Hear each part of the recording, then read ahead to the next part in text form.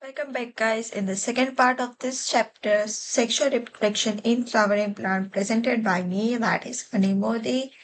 Okay, so as we have in last video, we discussed the part of gamete formation in queen.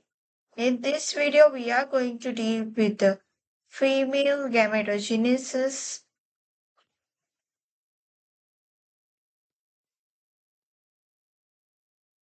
which we will say first of all the pistil, its parts, its types, its the structure of the megasporangium, that is ovule, and mainly concerned with the megasporogenesis, that is the process of the formation of megaspores from the megaspore mother cells. We will see that in detail one by one. So now let's get started. This all the things we have covered in our last video. Now we are going to deal with the female structure, that is also known as carpel or gynoecium or pistil. Okay, in your NCERT textbook, they have used the term pistil more. So we are going to make us habituate with pistil word only. Okay, dealing with that, what are the parts of this pistil? This is stigma, style, ovary. In the last video, I told you to remember as per the anatomical structure, that is stigma, style, and ovary. Okay, let's see the diagram. So this is stigma, this is style, and this is ovary or thalamus. Basically, thalamus is a basic flower structure where the ovary lies. Okay, there is no much significance in this thing. Okay. We are mainly going to get concerned with stigma, style, and ovary. So moving forward with that, as I told you that it is made up of three things: stigma, style, and ovary. Now, this pistil is been differentiated into two types, which are monocarpellary or polycarpellary. Now, why they are being termed differentiated in this two type is mainly because if the one flower has one pistil, then it is monocarpellary. If one flower has more than one pistil, then it is polycarpellary. Simple, poly means many, mono means single. So as per that, we have given the terms. Okay, now moving forward, there are further two types. This is based on the number of pistil. Okay, now based on the whether they are this pistil are fused or not, they are divided into syncarpus or apocarpus. Now, what is syncarpus and what is apocarpus? In syncarpus, pistils are fused. Pistils are fused. And in apocarpus, pistils are not fused. So you can say that, of course, in this both the things, it will be polycarpellary or multicarpellary. Mainly, multicarpellary is the more appropriate word here. Sorry for this mistake. Okay, so multicarpellary we are going to use. Multicarpellary is going to be there in both syncarpus and apocarpus, but if there is a fusion of pistil, then it is called as syncarpus. If it's not fused, then it is apocarpus. Let me show you the diagram.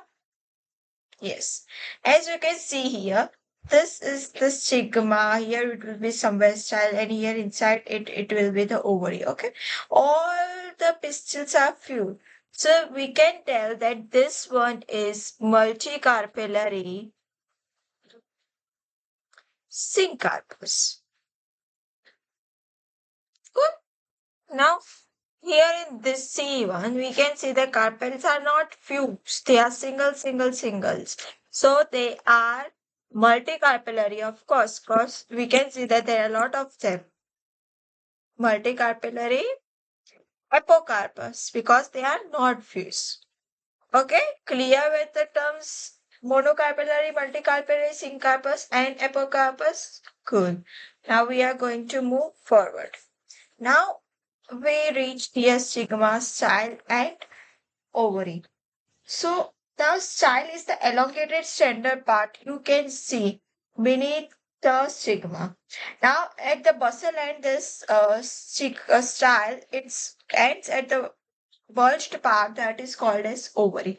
Now, what is exactly inside the ovary? Inside ovary, there is a ovarian cavity.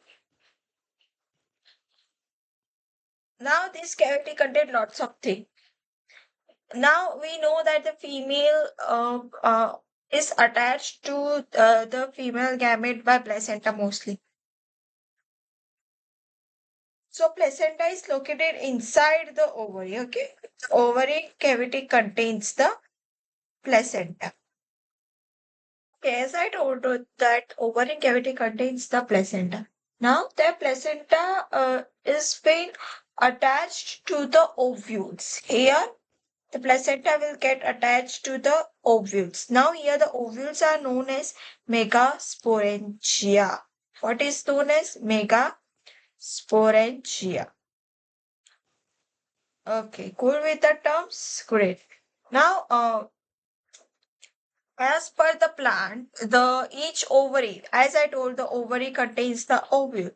So some plants contain per ovary there can be one ovule or it can have many ovules. For like wheat, it contains one ovule per ovary. But for example, like in papaya and watermelon, many ovules are present in one ovary. So this is the basic structure. Now we are going to see the structure of the megasporangium, this one of the ovary. Okay. Before that, let me clear this slide because lot of contents are going to coming through.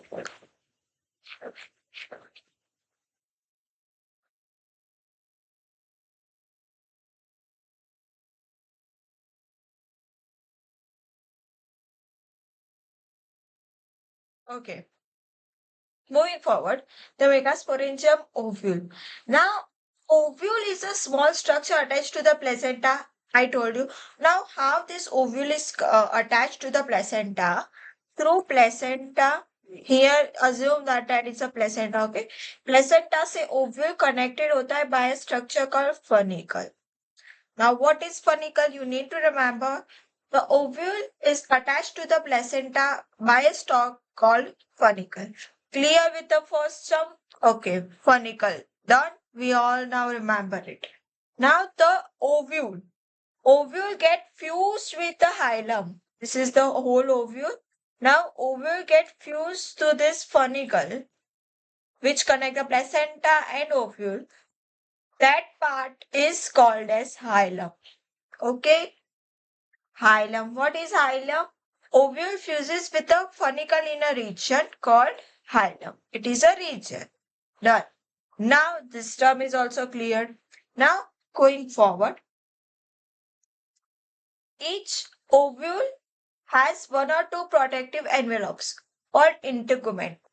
हर एक ovule में ऐसे protective level जैसे हमने pollen सेक में देखा था exine और intine इसमें होगा आउटर इंटरगमेंटेड एंड इनर इंटरगमेंट नाउ ये कवर होते हैं ओव्यूल्स के जो ऑफ कोर्स किसको न्यूसेलस को कवर करते हैं it's not a nucleus it's nucellus let me repeat it again it's nucellus not nucleus okay you will get just remember it as nucleus, but it's not nucleus, it's nucellus. Now, okay. Integument encircles the nucellus except the tip called as micropyle. अब ये nucellus है. This one is nucellus. Oh, sorry.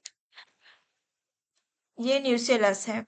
Nucellus के बाद आता है inner इंटरगमेंट उसके बाद आता है आउटर एंड लेकिन न्यूसिलस के टिप पे कोई कवरिंग नहीं होता इंटरगमेंट का और उसे बोलते हैं micropyle another one term got cleared that is called as micropyle now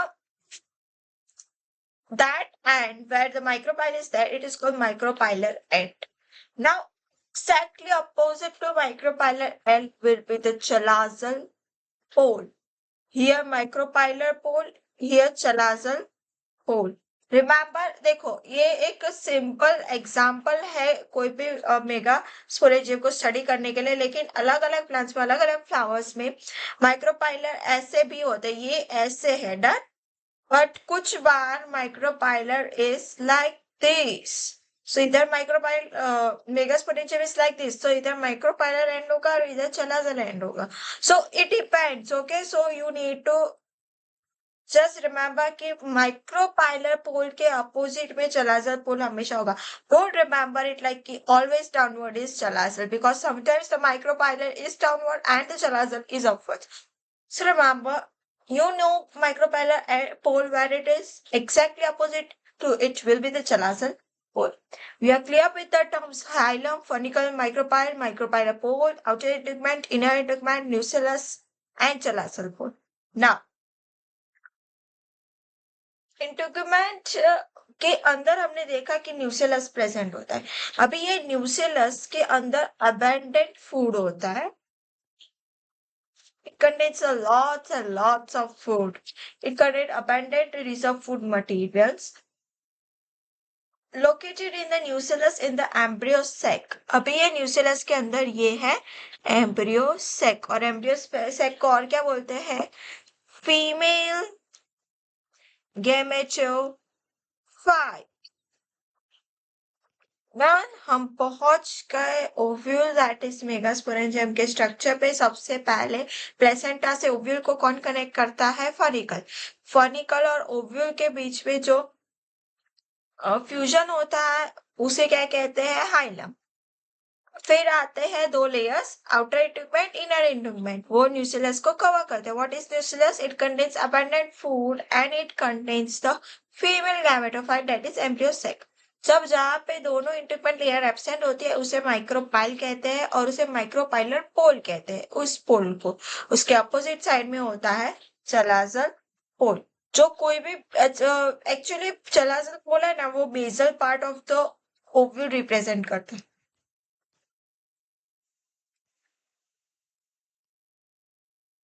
Okay, basal part of ovule is represented by chalaza pole. So this is all the basic structure of this megasporangium or ovule.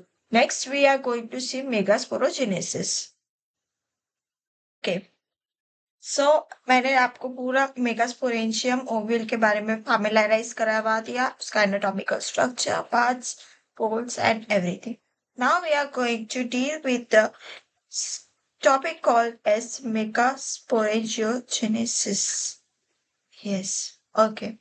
Now megasporangiogenesis, what it is? It is exactly the process of formation of megaspore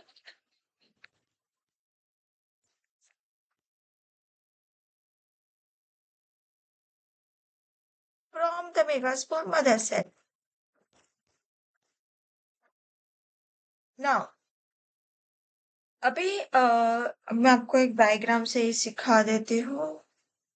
yes, okay.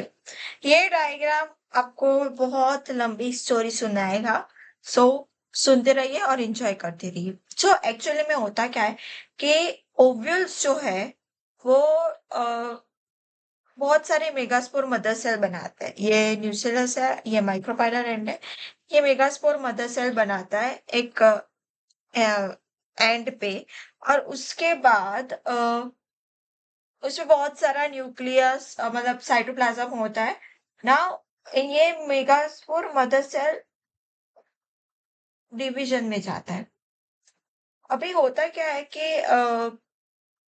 ये दो cell बनाता है, dyad. Megaspore mother cell dyad बनाता है.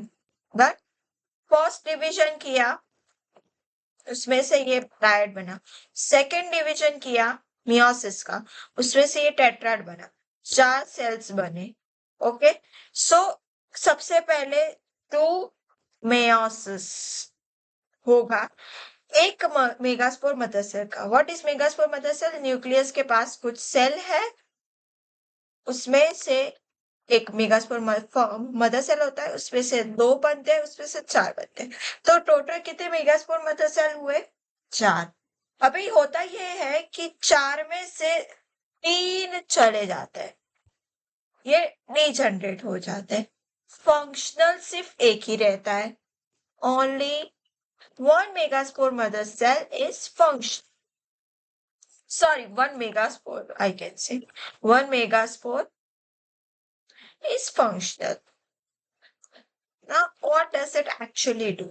अभी ये एक single megaspore हुआ तो इसे कहते हैं मोनोस्पोरिक डेवलपमेंट। एक हुआ तो इसे कहेंगे मोनोस्पोरिक डेवलपमेंट। Done, okay. अभी ये मेगास्पोर को सिंगल जो बचा है उसे हम कहेंगे फंक्शनल मेगास्पोर। पता चल गया? ओके, ये बात याद रखना, इसे क्या कहेंगे हम? Functional megaspore. अभी ये ऊपर वाला पार्ट हो गया, अब वापस आ जाओ नीचे यहाँ पे। ओके, अभी ये जो एक मेगास्पोर मदर सेल फंक्शनल है वो करेगा माइटोसिस।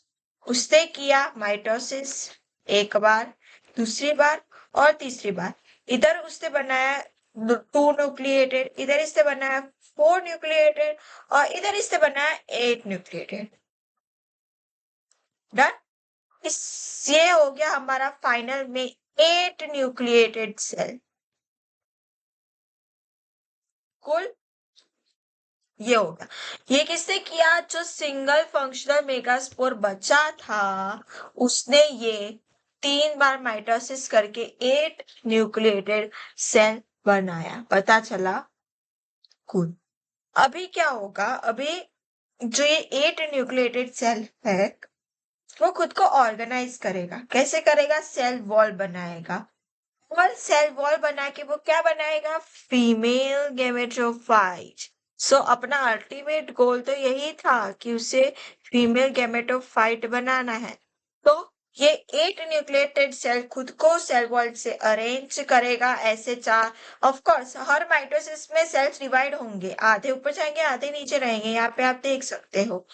वैसे ही सेम चीज हो गई यहाँ पे। देखो ये डायग्राम में यहाँ पे ऐसे सेल वॉल सब बन रहा है, तो ऐसे सेल वॉल का फॉर्मेशन होगा और अल्टीमेटली फीमेल गैमेटोफाइट बनेगा जो कुछ ऐसा दिखेगा। आप देख रहे हो ये लास्ट वाला फिगर, ये एक्सेट्रोफॉर्म्ड फीमेल गैमेटोफाइट है, mature I can say precisely. Okay, तो मैच्योर फीमेल गैमेटोफाइट में एग्जैक्टली होता क्या है? अभी ये 8 न्यूक्लिएटेड है, मैं सब इरेज कर देती हूँ तो आपको। ओके, ये ओके, यहाँ पे ये 8 न्यूक्लिएटेड सेल था। ओके, अभी 8 न्यूक्लिएटेड सेल में से सिर्फ 6 न्यूक्लियस सेल वॉल बनाएंगे, सिर्फ 6 न्यूक्लियस सेल वॉल बनाएंगे। अब ये 6 न्यूक्लियस सेल वॉल बनाएंगे तो बाकी के बचे 2 जो सेल वॉल नहीं बनाएंगे, उसमें सिर्फ न्यूक्लियाई रहेगी और वो न्यूक्लियाई बीच में चली जाएगी और बनाएगी पोलर न्यूक्लियाई, वो दोनों। और वो कहाँ लाई करेगी? वो सेंट्रल सेल में लाई करेगी। ओके, सेंट्रल सेल में पोलर न्यूक्लियाई लाई करेगी।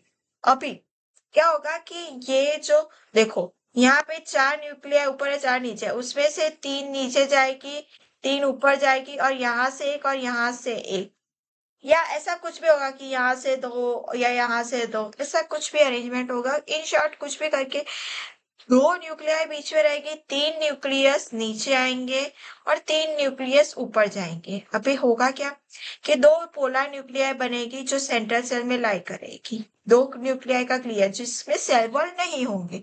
अभी आएगा 3 न्यूक्लियस जो नीचे जाएंगे। कहाँ नीचे जाएंगे? माइक्रोपाइलर एंड में। मैंने आपको कहा था लास्ट वाले ये डायग्राम में कि ऐसा जरूरी नहीं है कि माइक्रोपाइलर पोल ऊपर ही हो, वो कभी कभी नीचे भी हो सकता है। तो हमने अपने प्रॉपर डायग्राम अंडरस्टैंडिंग के लिए माइक्रोपाइलर एंड को नीचे बनाया है। ओके, तो माइक्रोपाइलर एंड पे 3 सेल जाएंगे जिसे हम कहेंगे सिनर्जिड्स और एग अपैरेटस। सिनर्जिड्स और एग अपैरेटस जाएंगे माइक्रोपाइलर एंड में। अभी जो अपोजिट में चलाजल एंड था उधर 3 न्यूक्लियस जाएंगे, उसे हम कहेंगे एंटीपोडल्स। क्या कहेंगे? एंटीपोडल्स। और ये 6 न्यूक्लियस में सेल वॉल होगी। किसमें सेल वॉल नहीं थी? बीच के 2 पोलर न्यूक्लियाई में। बाकी ये तीनों ऊपर और तीन नीचे में सेल वॉल होगी। नाउ सबसे पहले दो सिनर्जिड्स माइक्रोपाइलर एंड पे अटैच होंगे। अभी दो सिनर्जिड्स में होगा क्या, फिलिफॉर्म apparatus। और एक और बात मैं बता दूं कि ये जो एग प्लस सिनर्जिड्स है उसे कहते हैं एग apparatus। सो आपको पूछ सकते हैं type of cell which egg apparatus have. So you are going to write that it consists of two synergids and one egg cell. हाँ? फिर मैंने आपको बोला कि सिनर्जिड्स पे होगा filiform apparatus। Basically filiform apparatus है ना, ये सिनर्जिड्स के ये जो सेल वॉल, मैं आपको हाँ इरेज करके बता देते हैं। ये जो सिनर्जिड्स की सेल वॉल थिकन हो जाती है और बनाती है filiform apparatus। Now this filiform apparatus is a most important work. वो क्या करता है कि जब भी कोई भी पोलर ट्यूब बनती है, वो पोलर ट्यूब को सिग्मा साइल और इस ओव्यूल में आने का रास्ता दिखाता है। So it guides the entry, okay, और mainly it's guide the polar tube into the synergids. Great. Now यहाँ पे चलाजन एंड पे जो तीन सेल होंगे उसे हम कहेंगे एंटीपोडल सेल। ओके, नाउ बीच में आ गई दो पोलर न्यूक्लियाई और एक सेंट्रल सेल। तो ये बन गया 8 न्यूक्लिएटेड इन 7 सेल। कैसे पता चला? न्यूक्लियस तो 8 ही है, 8 न्यूक्लियस का फंडा पहले से क्लियर था। 7 सेल कैसे कि ये सेंट्रल सेल को भी हम गिनेंगे। ओके, यूजुअली लोग इस पे कंफ्यूज हो जाते हैं, भूलना मत। 3 ऊपर 3 नीचे 6 हो गए और एक सेंट्रल सेल, तो क्या हो गया 8 न्यूक्लिएटेड 7 सेल स्ट्रक्चर। ये टिपिकल एंजियोस्पर्म एम्ब्रियो से का स्ट्रक्चर, एनाटॉमिकल स्ट्रक्चर है। You need to remember it. मुझे फिर से एक बार मेगास्पोरेंजियस को रिपीट कर देने दो। What it is? सबसे पहले कि न्यूसिलस, न्यूसिलस जो है वो बनाएगा, न्यूक्लियस बनाएगा एक मेगास्पोर मदर सेल। अभी ये एक megaspore mother cell first meiosis करेगा और बनाएगा डाई, सेकेंड मियोसिस बनाएगा और बनाएगा टेट्रेड। उसमें से जो 3 होंगे वो नॉन फंक्शनल होंगे, वो डिजेनरेट हो जाएंगे।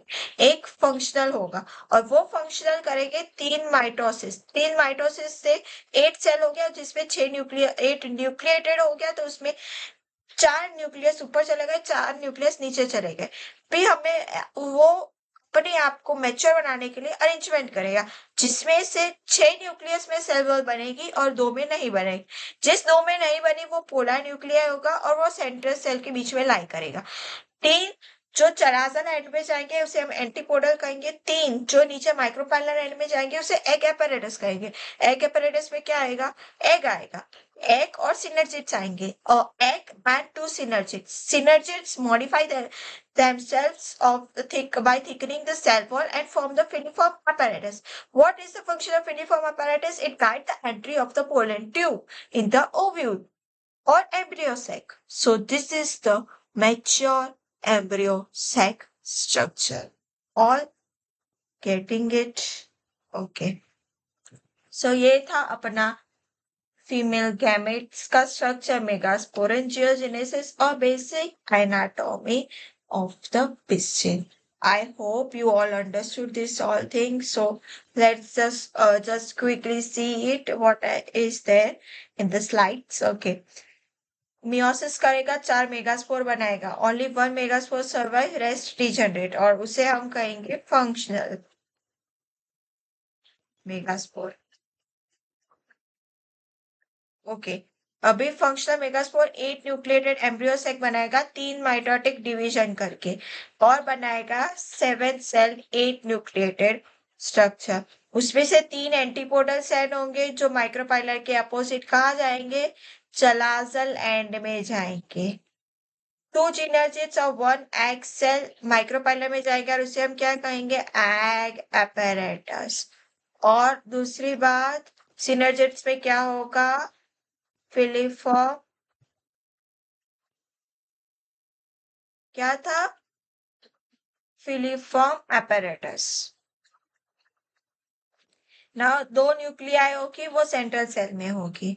ओके, और ये तो स्ट्रक्चर मैंने आपको परफेक्टली समझा दिए हैं। So that's all for this female gamete synthesis and its structure.